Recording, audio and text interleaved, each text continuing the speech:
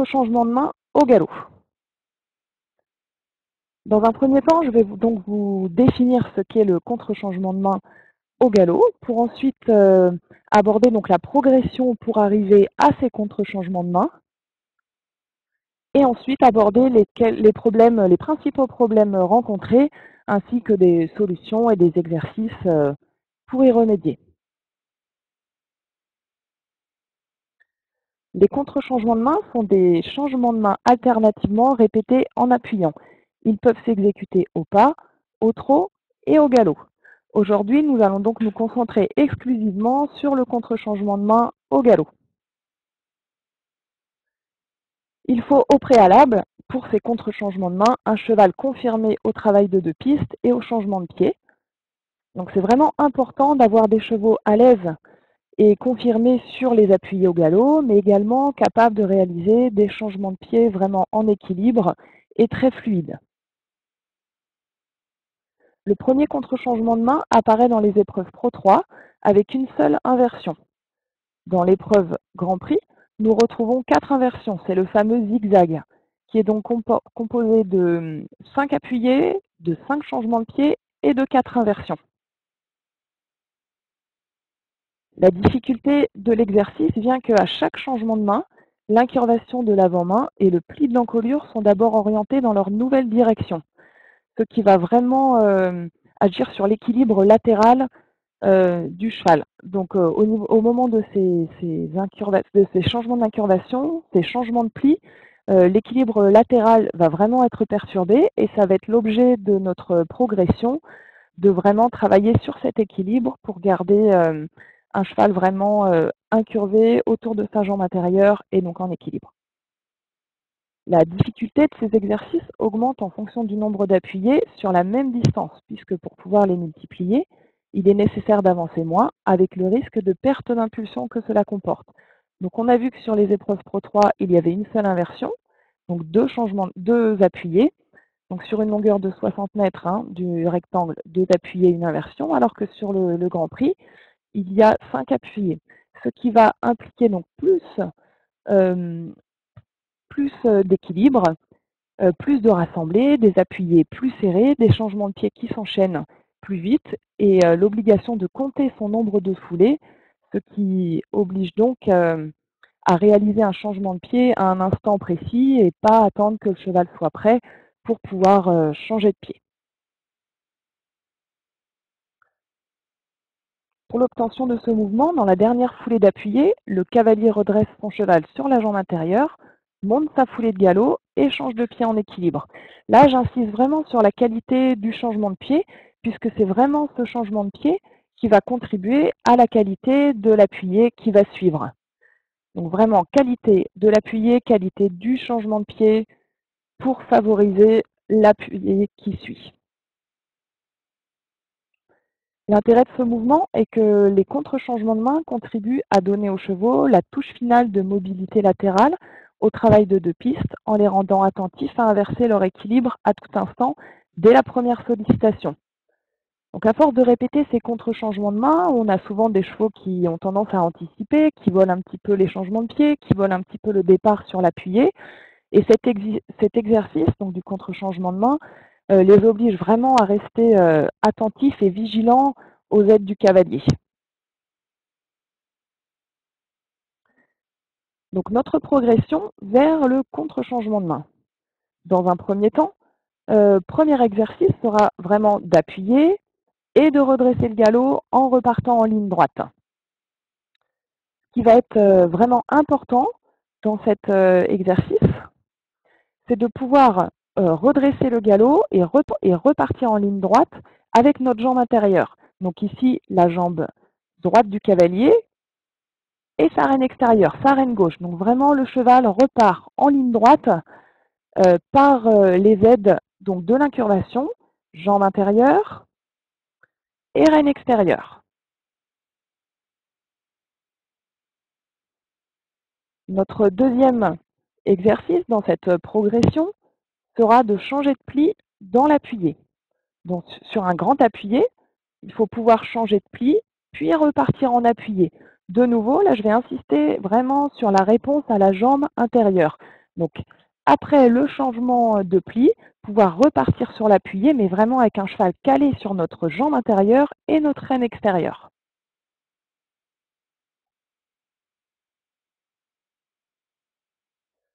Donc on va voir ici le cheval qui commence à appuyer, le cavalier qui lui demande de changer de pli, mais on reste dans la direction de l'appuyé. Et de nouveau, il retrouve son cheval autour de sa jambe droite, sa reine gauche, pour repartir dans un appuyé avec un cheval vraiment cintré autour de sa jambe intérieure. Donc cet exercice, bien sûr, le réaliser plusieurs fois, le réaliser aux deux mains, et vraiment pouvoir changer ce pli avec un cheval qui reste très mobile et très flexible dans sa nuque, dans sa bouche, pour pouvoir vraiment avoir toute cette fluidité dans le mouvement. L'exercice qui va suivre sera de réaliser un appuyé, de changer de pli et ensuite de marcher droit.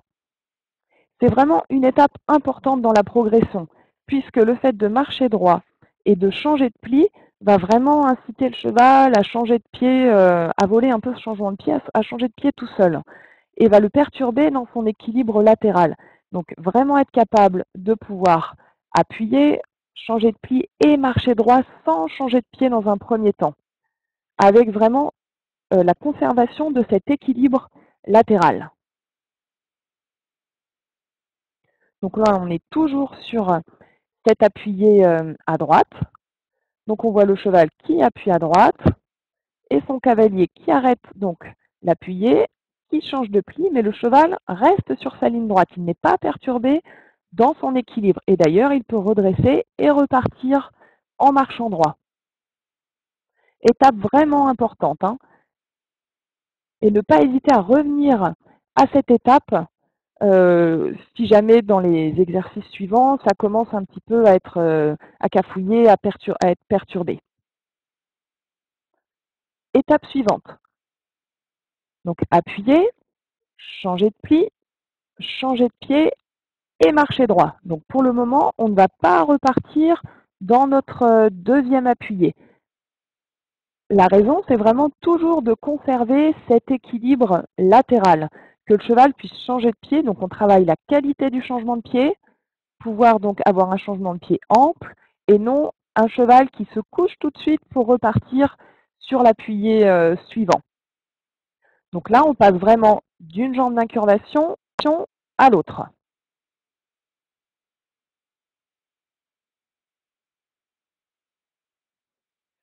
Donc le cheval va appuyer, donc on est toujours sur notre appuyé à droite.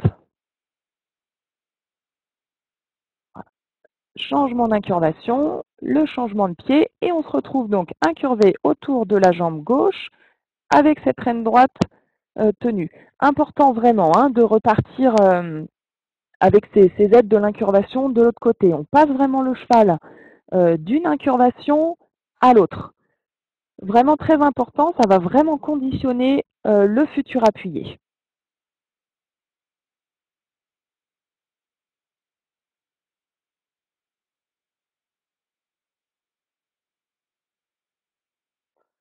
Et donc maintenant, nous abordons plus le contre-changement de main avec un redépart sur un nouvel appuyé. Donc être capable d'appuyer, changer de pli, changer de pied et appuyer. Dans un premier temps, on pourra le faire le long d'une lisse ou d'un pare-botte. Ce qui va nous aider, c'est vraiment cette lisse qui va empêcher le cheval de continuer de glisser vers l'extérieur au moment de l'inversion du pli. Donc on voit ici hein, l'importance de cette nouvelle jambe d'incurvation, être capable de passer de la jambe gauche à la jambe droite pour pas que le cheval ne se couche tout de suite sur son épaule droite. Donc l'équilibre latéral en s'aidant de la piste, être capable de vraiment décomposer le mouvement avec le changement de pli, ne pas être trop pressé, ce qui veut dire voilà, ne pas être trop pressé. Hein.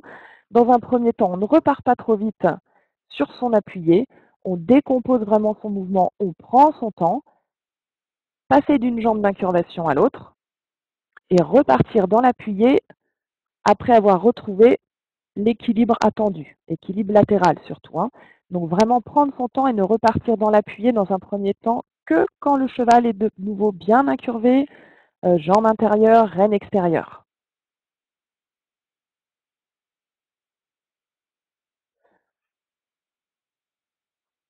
Donc on va voir ici le cavalier qui part de la ligne du milieu pour aller s'appuyer contre la lisse. Donc appuyé à gauche, il prend son temps, changement d'incurvation d'abord, puis le changement de pied et l'appuyé. Donc ici, c'est plus un contre-changement de main type concours. Hein. Il n'a pas forcément pris son temps après le changement de pied, ce qui doit être réalisé en concours. Mais nous, sur les premiers contre-changements de main, vraiment prendre son temps avant de repartir sur le nouvel appuyé.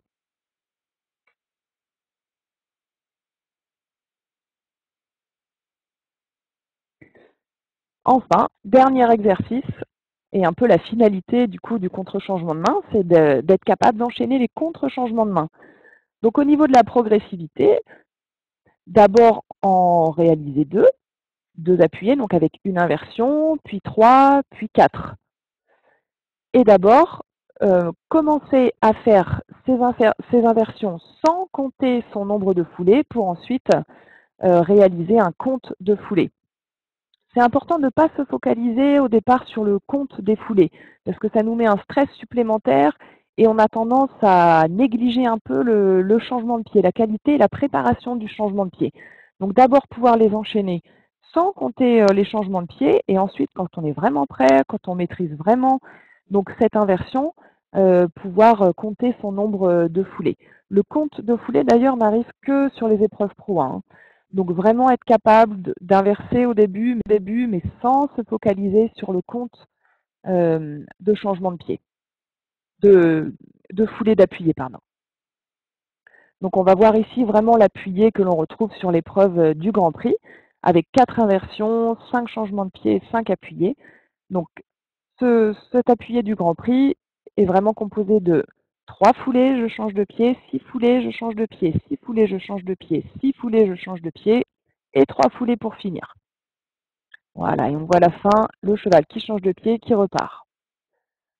Donc ça, c'est vraiment notre finalité, l'appuyé du Grand Prix.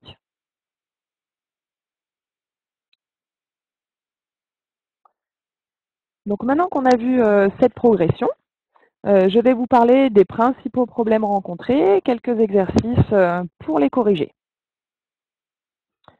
Alors, principal problème rencontré, le cheval part entablé.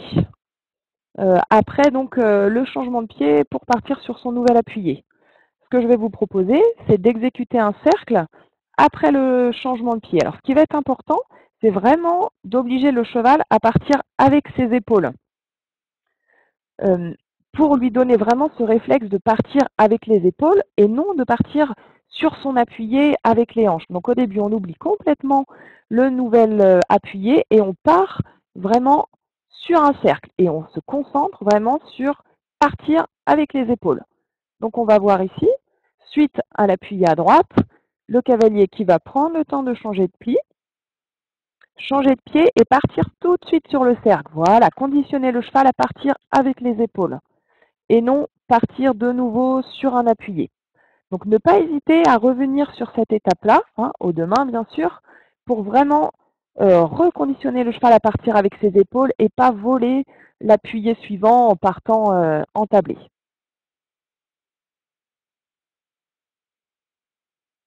Alors, autre problème rencontré, le cheval vole le changement de pied. Alors, premier exercice que je peux vous proposer, c'est au lieu de faire notre inversion au galop, repasser au pas sur le lieu du changement de pied, inverser et repartir au galop. Donc, par exemple, appuyé à gauche, on fait notre appuyé. Dans l'appuyé, on repasse au pas. Là, on prend le temps de repartir droit, de remarcher droit, d'inverser donc ses aides. Nouvelle incurvation. Et ensuite, en repartant dans le nouvel appuyé, on repart au galop, donc à droite. Vraiment prendre son temps au pas pour décomposer cette inversion sur une allure plus lente. Autre exercice, changer de pied, donc à l'issue, pendant l'appuyé, mais continuer dans la direction du premier appuyé. Donc on change de pied, mais on ne repart pas sur un nouvel appuyé. Je vais vous montrer donc en image ce que ça peut donner.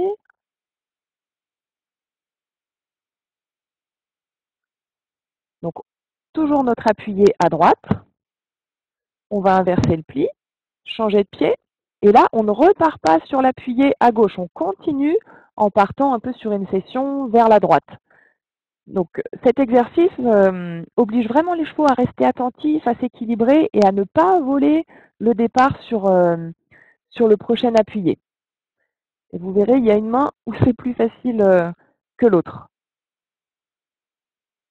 Alors, autre problème régulièrement rencontré, le changement de pied et joint.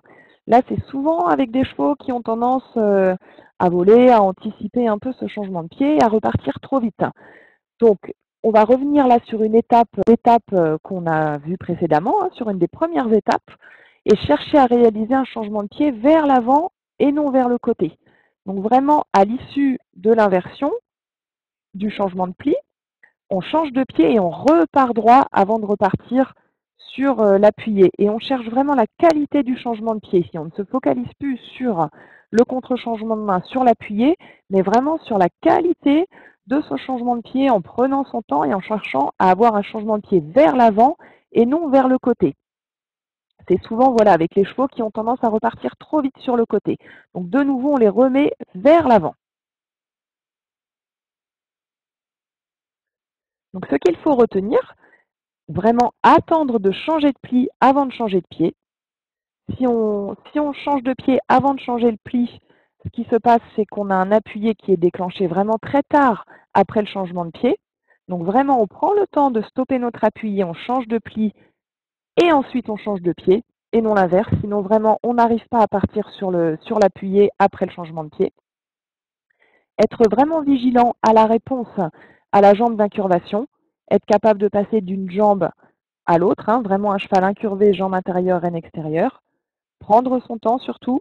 Si une étape n'est pas confirmée, on recommence, on prend son temps, on change à l'autre main, on attend. Mais vraiment prendre son temps et surtout ne pas hésiter à revenir à l'étape précédente. Et on perdra moins de temps à redécomposer son mouvement plutôt qu'à chercher à brûler les étapes et absolument à vouloir aller trop vite sur ce contre-changement de main. C'est vraiment important de pouvoir redécomposer ce mouvement du contre-changement de main. Même à une détente, même à la détente, hein. À la détente, par exemple, sur un concours, on ne va pas faire notre contre-changement de main tout de suite. Il faut vraiment redécomposer, être capable de changer de pli sans que le cheval ne change de pied pour vraiment conforter et confirmer cet équilibre latéral. Je me suis donc appuyée sur les principes de dressage de Patrick Leroland, gymnase et dressage de Michel Henriquet et Catherine Durand, sans conseil de dressage de Georges Fizet et l'entraînement sportif en dressage réalisé à l'IFCE.